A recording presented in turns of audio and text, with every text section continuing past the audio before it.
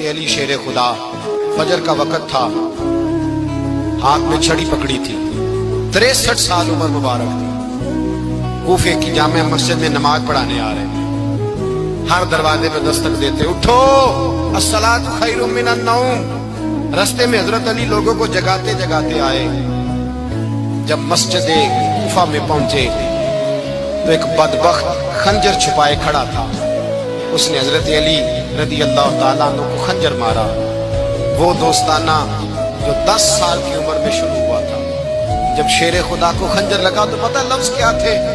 فزت برب الکعبہ، لوگوں رب کعبہ کی قسم میں کامیاب ہو گیا، میری زندگی دین کے کام آ گئی، میں کامیاب ہو گیا۔ حضرت علی کی داڑھی ساری لہو سے بھر گئی۔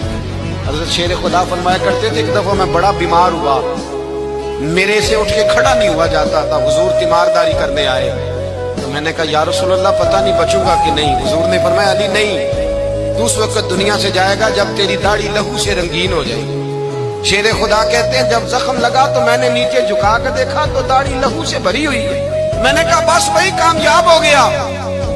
جامع مسجد کوفہ میں مولا علی نے سر سجدے میں رکھا، اور اسلام کی تاریخ کا وہ شخص جس شخص نے اپنی بچپن سے لے کر جوانی، جوانی سے لے کر بڑھاپا، اور جاتے جاتے امام حسن اور حسین کو قریب بلایا اور وصیت کر گئے، بیٹا جینا اسی کا ہے جو دین کے لیے جیے، بیٹا مرنا اسی کا ہے جو دین کے لیے مرے، جس دھج سے کوئی مقتل میں گیا وہ شان سلامت رہتی ہے، یہ جان تو آنی جانی ہے، اس جان کی کوئی بات نہیں۔